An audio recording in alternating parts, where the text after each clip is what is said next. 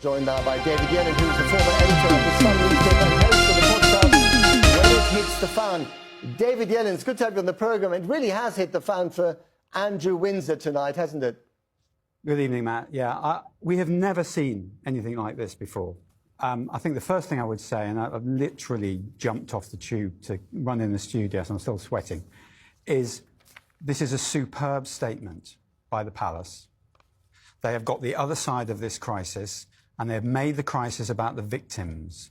It's what they should have done in the first place, but they've got there, and they've got there quite quickly, and I think they should be commended for doing so.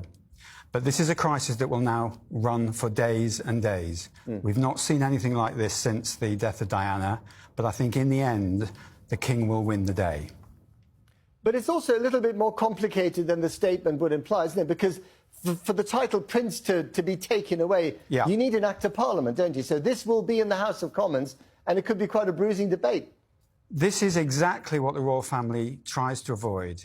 They will be discussed in Parliament, in both houses, day after day. And, of course, those people that wish to look at the finances of the royal family and other aspects and its entire future will be given an opportunity to do so. There is an element of existential risk here in this crisis to the Palace, which is why I think they've acted as they have done. But this is the full Monty. They have gone for it. They would have had all kinds of other options, less dramatic options, perhaps kinder options to Andrew, but they have chosen not to pursue those. And we're entering slightly unknown territory. There'll be a lot of nerves, I think, in the Palace and in Downing Street as well, because you've got to remember, it's less than, 10 days since we had that statement which basically allowed Andrew to pretend he was not using the titles. Now, that handed the initiative and the control of the communications to Andrew, and that was a severe error. That was a very big public relations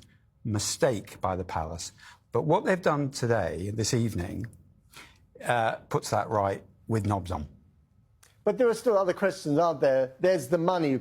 Where did the supposed £12 million in order to pay off a woman that Andrew claimed never to have met come from? What about Sarah Ferguson? What arrangements are there for her? You can see in the briefing in the British press the last week that Sarah Ferguson has her PR people out there. So they will be briefing tonight, and that's an uncontrollable element of this. And yes, where did the money come from? Anyone that's read Andrew Leonie's superb book will have a pretty good idea, but there are allegations in that book I wouldn't repeat here because I'd suggest to your viewers they go and read the book, but that stuff's going to come out under parliamentary privilege. So we are going to see into the finances of Andrew, and that is going to happen quite quickly. So this is what we call in our Radio 4 programme a fan hitter. This is a fan hitter which will morph day by day. This time next week, it could well be worse than it is now, but it'll certainly be Do you really think big. that? You don't think this is not the final? Well, it's certainly worse. It'll certainly be worse for Andrew and for Sarah Ferguson.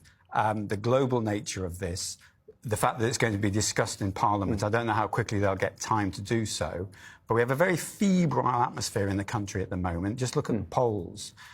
You know, if I was in the Palace, I'd be saying, look how quickly reform have gone to, I think it's 27% or whatever it is. That means the public move, and they move fast. And I think, I think the Palace are aware of that. And David, do you think the royal family was genuinely panicking that if they didn't put a stop to this, this might imperil their own future? I do. I wouldn't want to use the word panic, but I suspect that Prince William, Prince of Wales, is behind a lot of this because I think there would have been an element of panic. Certainly, they knew, they could tell. As we said in our programme this week, they took an instinctive view of where the British public is on this. And I think the public is so angry about what has happened.